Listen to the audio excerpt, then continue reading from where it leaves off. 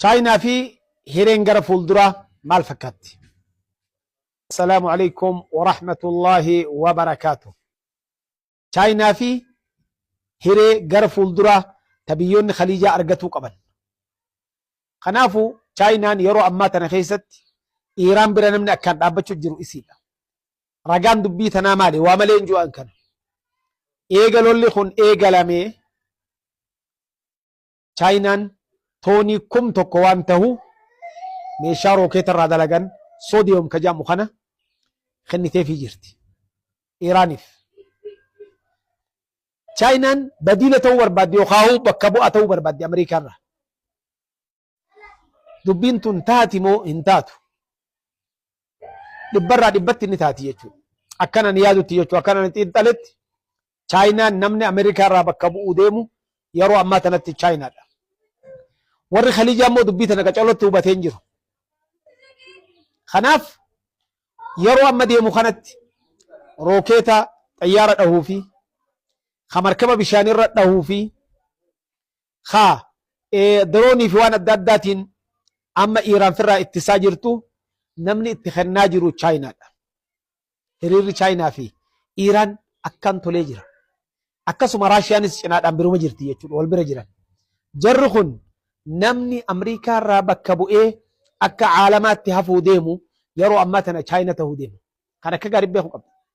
Amma dura gaafa lola Kooriyaadhaa Chaayinaa bira dhaabbate karaa biraatiin hojjettoota gargaarsaa hojjettoota maalii jettee waraana sitti naqxe. Gaafa Veetnaam akkasumatti karaa mul'anneen Chaayinaan seentee akka Ameerikaan cabu goote. Arraas Chaayinaan seentee jirti sararra. Kan akka gaarii beeka. Biyyoonni khaliijaa hedduun Iiraan cabuu isiin barbaanna Iiraan akka cabtee dhabamtu barbaanna Iiraan kufuu qabdi jechaa jiran. Iiraan akka isiin kuftu hin barbaadan biyyoonni kun. Maaliif jennaan michuu isaaniiti saahibummaa hiriira bareeda wajji qaban bishaan qarqara Hormuz kana warri Iiraanii wajjin irraa fayyadamuu fedhu.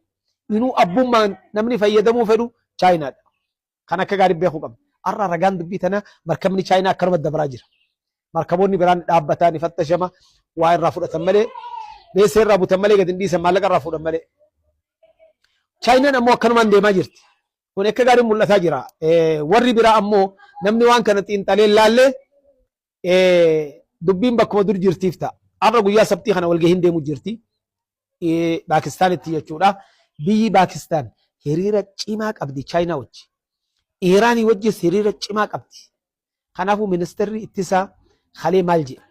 Hawaaja Asif namni jedhaniin namni addunyaa tanarra sharrii tahee yakka addunyaa tana guutuu irra dalagu jiru. Namni addunyaa tanaaf balaa tahaa jiru balaan duniyaa Israa'il jedhee jira. Itti gaafatamaan muummichi ministeeraa Israa'il deebisaa godheef ati waan akka waan du'anuu murteen laalamtaa beeki jeen ammarraa kaafte. Kanaafuu maal barbaaddi Chaayinaan? Chaayinaan wanni isiin barbaaddu gabaabdutti Ameerikaa khaliija kana keessaa baaftee bakka san ifii ta'uu feeti. Wulii kaambiin ammaa booda kaambii Chaayinaa ta'uu teessi. Paakistaan hiriirri isaanii bareeda dhibbarraa dhibbatti maal barbaaddi? Meeshaan Paakistaan keessa baatee Afgaanistaan daangaa lafaa wajjin qabdu Iiraanii wajjin daariktee akka seenu barbaaddi. Araboonni nama tokko biraa harkan qaban. Afgaanistaan biraa harkan qaban.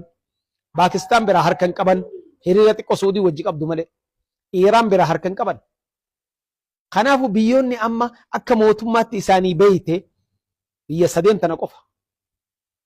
Iiraanii wajji biyya 4. Iiraan, Turkiyaa, Paakistaan, Chaayinaa fi Raashiyaadha. Biyyi hanga kun beeyteefii jirti. Biyyi afran tun beeyteefii jirti. Mootummaa isaanii raggaasiftee jirti. Ambaasichii qaban. Mootummaan Xaalibaan torban kana keessa maal dabarsite?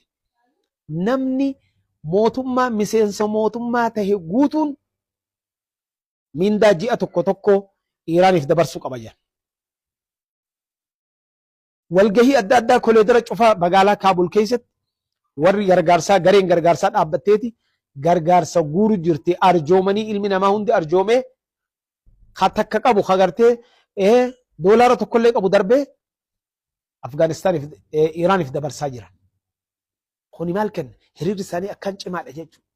hiriirri isaanii bareedaadha waan kanaan amma hiriira kana keessa balleessuuf waan lafaa qabdu Ameerikaan baharii fi barriinis hidhuu qabnaa marsuu qabnaa jechuu jiran Iraan hin danda'anii wanni amma deemaa jiru kana kan akka gaariitti hubachuu nu feesisa lolli addunyaa ni sodaachisa ni sodaachisa yoo dubbiin akkana akkatti fuftu taate hedduu sodaachisa nuti yaa rabbi nagaa nu godhi jechuu barbaanna qarqarri bishaanii kun tuqamuun nama hundaafuu balaa ta'a arabni umaa keessa hin jiru arabni umaa keessa hin jiru sheekkan isaanii maqaa salafiyaatiin daldalu fatwaa baasan akkuma dhiyootan isinii hime Ameerikaaf zakaa kennuun ni ta'a jedhan idan ollaatu isinit dhiyaatutu Iiraanii eega Iiraanis kaafira jettan isiifis kenna kaafira sodaatanii zakaa kennuun ni ta'a jee fatwaa baasan tokko dhiyootan warra himattoota salafiyyaarra madaakhila aljaamiyyaa warra jedhaniin kana warra kanatu fatwaa baasu jira amma fatwaan isaanii sandawiisha guyyaarraa hashaganii kennan akka mootiin barbaadutti akka amiirri barbaadutti deemti fatwaan isaanii shari'aa rabbii wajjin deemtu kanaafuu fatwaa tanaan kennaa fi Iiraan isaa fudhattu kaafira eega jettan kaafirri isinitti aanu kaafira sodaatanii kennuun ni ta'a eega jettan ka Iiraan irra sodaattan hin qabdan Iiraaniifis kenna haa fudhattu zakaa kanaafuu mataan isaanii hin dalagu warri kuni jecha Faa'iz Abu Jaysh yaniin nama tokko ordoniidha maal jedhe ummata arabaa kanarraa hoggaa dubbate man yashtarii minni alcurubata walxarab jedhe arabummaa fi araboota kana eenyuun narraa bita man yashtariihim kullahum jamcan aw jamiican walaw biximlin min xatab ba'aa quraanii takkaan eenyuma cufa isaaniituu narraa bita man yashtarii ashraafahum bixidaa'i طفلin min xalab eenyuma cufa isaanii narraa bite soo kophee mucaa tokko warra xalabiin illee taate je warra suuriyaa kanaafuu hundi isaanii man yashtarii minni alcurubataa san keessa jiran wallahi namni isaan bitulleen hin jiru bilaashitti illee kanaaf warri biraa warri orihee olii gaffiigee ceceetan waan hojjetattan argachuu jirtan dalagaa teessanitu hundi Iiraan wajji hiriiran qabdan bakka biraan qabdan Afgaanistaan biraa galatan qabdan Paakistaan biraa galatan qabdan Turkii biraa galatan qabdan kanaafuu isin rabbiin ifi isin haa beeysisu hoolaan guyyaa qalan qofa samii arkaa jira hoggaa mataarraa kutu jiran samii ollaalee arka